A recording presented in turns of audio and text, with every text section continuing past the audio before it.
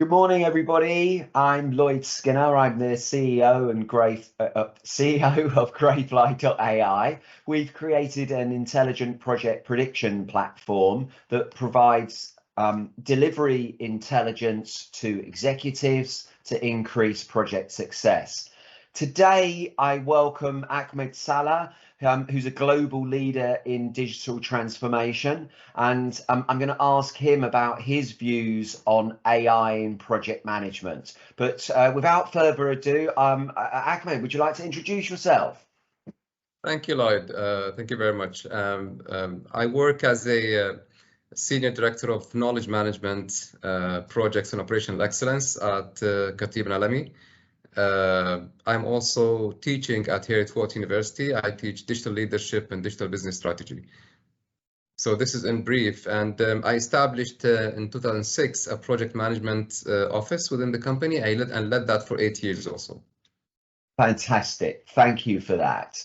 We're just going to kick off just to get what your view is around AI and project management and what use cases that you can envisage. Well, AI now is getting into each and every aspect of the business, and we will talk about projects. We talk about different aspects of projects, of course. When we talk about project planning or project delivery or project construction. So in the project life cycle, there is a lot AI can introduce and can help and can assist not only consultants but also landlords, contractors. There's a gap in the construction industry in terms of technology, specifically when we move into the construction, into the contractor side. A lot can be done. So AI can enhance the way that projects work during construction phase. AI can enhance how project works during design phase. AI can work during the facilities management phase of the project, especially when we have digital twins, when we have a lot of monitoring control that needs to be digital, especially when we have like on the national level, then AI can play a good role there. So you're definitely seeing a role for AI, and in particular, you mentioned in the construction and design phases. Could we just explore that a little bit more in terms of what role you see that being? So if we come to the design stage, we internally at KNA, we develop a lot of automation. Of course, we work on BIM, and when I say BIM in its generic term, we use different vendors, different suppliers, depending on projects. We develop digital twins for our clients. We develop command centers for our clients to monitor projects. So within that, we internally develop our own generative design. And we engage a lot of AI within the application that we develop that's based on BIM. We develop also AI for when we develop a lot of smart cities components based on GIS and BIM. Then we engage AI and machine learning. We develop smart mobility. We develop a lot of analytic tools, where the analytic tools we inject a lot of AI within that, so it can give better results as the project will go on. Excellent. And just for in case our audience aren't aware, so just quickly, what is BIM and what is a digital twin as well? So BIM is the building information modeling, and this is used in the construction industry. Usually, or previously, people, when they used to build a house, for example, so they draft on a piece of paper a 2D drawing, and then I give it to the engineer. Engineer will make detailed drawings from that, and then give it to the contractor. Contractor will do more details and calculations to construct that. What BIM does is you start building on on 3D, and 3D, not only 3D as shapes, but 3D as features. What does feature mean? It means that the wall that you build, it knows that this is a block wall 200 millimeters, for example, and with the finishing, and you specify all this. So you put a wall, it puts the wall with everything, and you can easily quantify that. The digital twin is when you build an environment, you build a building, for example, or a complex, or a plant, or anything, and you start designing it in BIM, and then during construction, you keep the BIM model, which is the digital twin, and then you start constructing the physical twin. And then you put in the physical twin, when you finish, you put a lot of IoTs, the Internet of Things devices, where they have sensors, they send back signals to the digital twin. So anything happens with the physical twin, you can know it with the digital twin. Sounds fantastic. So to a layman, the BIM is almost the high-level design that is then transposed into this digital twin that you then build out, and then you manage between the two and learn between the two. Sounds fantastic. I can imagine in the software world, something like that would be extremely useful as well. So without further ado, if we just move on then. So it sounds like you guys are already applying AI in lots of places. What sort of benefits do you see from that application? Well, to be honest, the benefits of AI are limitless. So let's take AI during construction, specifically when you want to anticipate risks. So and during construction, AI can help in predicting risks that can happen on projects. So, for example, if you take any application that works like out of this field on others, and you implement it, deploy it on a project that is under construction. So based on the behavior of the project during the phases that you're in, for example, you submitted, or the contractor submitted more than one time the submittal that is delayed or that is not complete, or so the AI will come and say, okay, so we predict that next time the contractor will submit, it will be incomplete, it will delay you for 10 days, for example. So this means that there's a loss in value for money of the project for this amount of money. So you can look at that, and you can now, if you want to cascade it on the whole business, take, for example, if Microsoft Teams, many companies during COVID implemented Microsoft Teams, but I don't think many of them, they have looked into what people are doing in Microsoft Teams. So people maybe, for example, talking personal or creating their own teams. But if you implement AI, this means that you build a platform of analytics, because AI deals with big data, and big data, if there is no analytics layer under that, then there is no use, because data will be in the space and I don't know what is happening there. So what we need to do is we need to bring AI to analyze and give me reports. So I need to know how people are behaving in the company when they talk about and use Microsoft Teams. Are people leaking our information to others externally? Are people, coordinating, collaborating perfectly? How people are using, and so on, So it's endless, to be honest. So you can get an endless type of endless reports of analytics from bringing AI into a workable environment. Brilliant. So the benefits around prediction, around understanding how the teams operate, and driving projects forward. And obviously you've mentioned, because of your experiences, you've mentioned construction. Would you see AI being applied to other sectors and projects generally? Do you think it differs per sector, the application?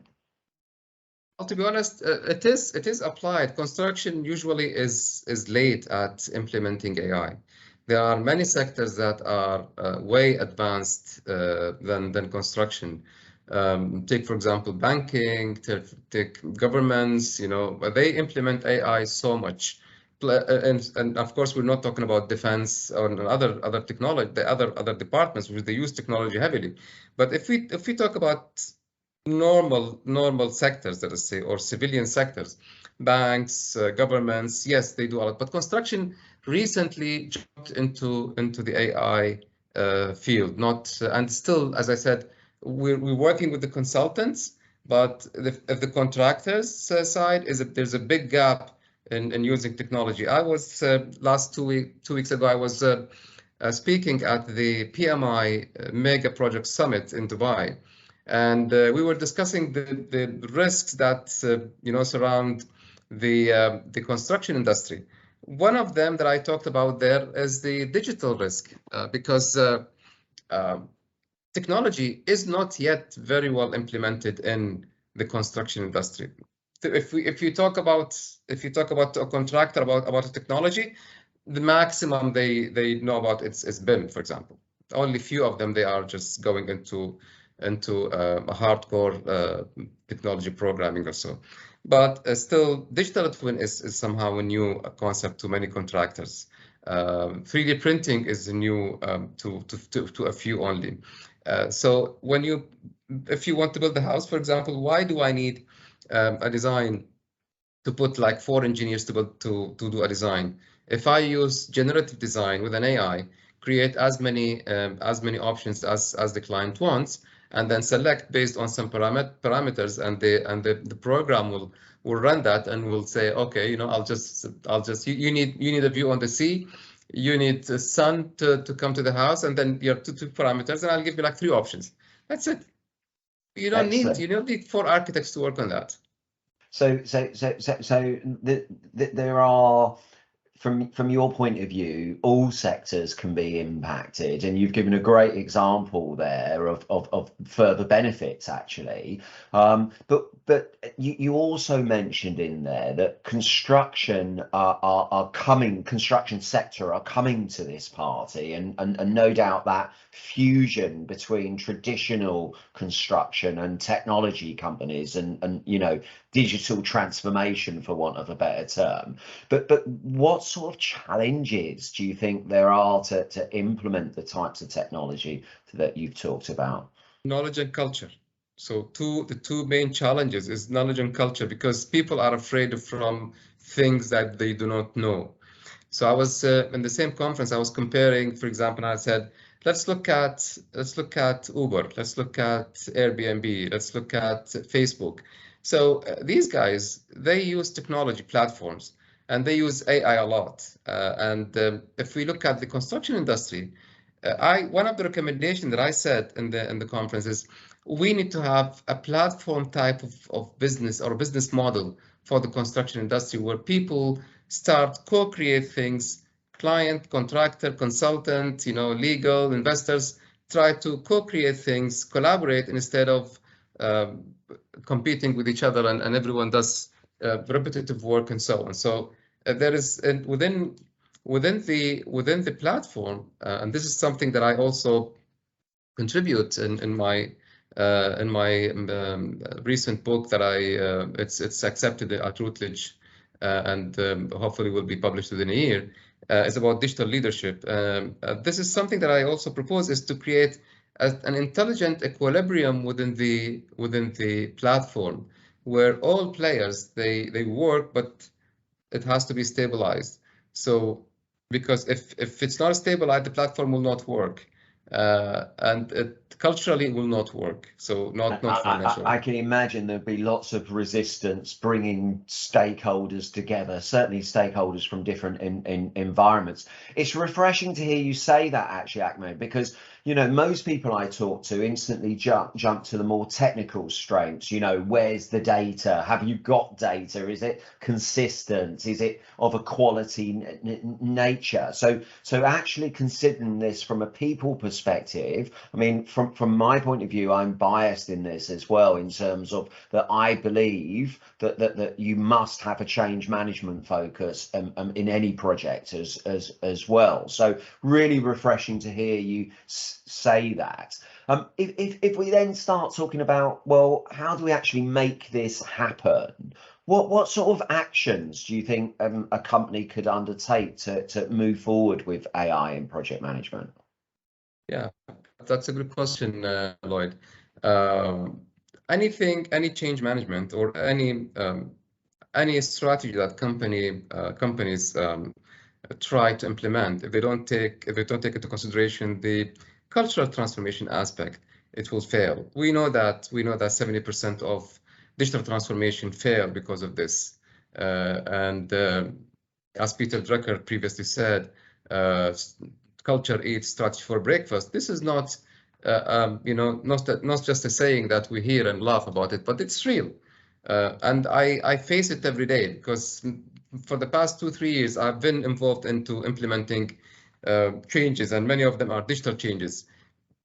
You need time. It has to be first, has to come, any change in technology has to come from the top of the company. So it has to be from the CEO, from the board, and never from the IT, because IT people, they focus on technology part and the technical part. But the overall strategy, it has to come from somebody who looks at the company on the bigger picture, because at the end, companies are made up of people. And if we don't take care of how we can transform people, then we will fail. The structure of the company need to be adapted.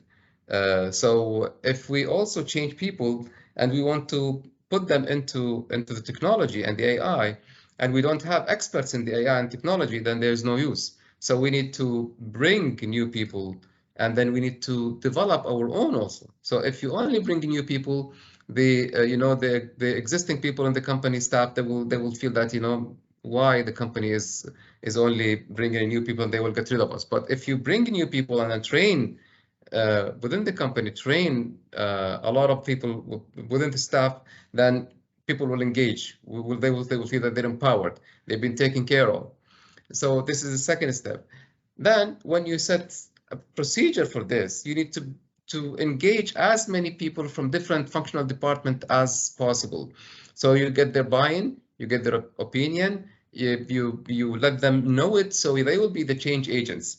So when you do this, actually you create like change champions, change agent, and a full change management plan that can simplify the implementation process. These are very important steps that companies need to take into consideration when they implement AI into project management. Brilliant. So strong leadership, the right organizational structures, and supported by change management implementation plans. So I think you and I both know that is complex, and especially when you're dealing with large volumes of people as well. But you earlier on, you painted very eloquently some of the benefits and the limitless, to quote you, limitless benefits of AI. So if that's the case, what's stopping businesses moving forward today then? Well, as I said, there's sometimes the change needs to happen at the top level of the company. So if you take people before COVID, for example. Before COVID, 2-3 years, there were calls that to have people move into digital transformation, but companies were reluctant. It's not a need. We were doing well and business is going on. But when COVID came, urges everybody to move into digital transformation. Now the same happens with AI. AI to many people is a luxury. We're doing well. Our revenues are good. Why we get into something we don't know? So the top level of the company, if the change is not happening there, and this is by the way, it's due to maybe old leadership. Maybe if you need a new blood in companies, new blood people. We need CEOs in their 30s, so they come and then they are aware of the technology. They know what's happening around them. Putting CEOs 60s and 70s is not maybe a valid option. They can be consultants. You need this wisdom, but you need operational CEOs that drive companies, drive technology, and make use of the tools that are available, such as AI. Excellent. So top level push, as it were, along with, your example of COVID, perhaps a burning platform. So to establish the burning platform, establish the need. So that's in terms of questions. That's my sort of summary, Ahmed. If there was one thing that you'd like people to take away from this conversation, what would be the one thing that would highlight a summary for you? Well, I always say this. I say when there's a new thing, engage it, embrace it. Don't resist it, because if you don't disrupt yourself as a leader, you don't imagine others to make the change. If you don't believe of what you're doing, then you cannot convince others to do what you're called for. So this is very important for me. If this is a message that I can leave this with. Fantastic. Well, I'd just like to say thank you for your time, Ahmed. That's been brilliant, and I wish you best of luck with the new book as well. And I look forward to keeping in touch.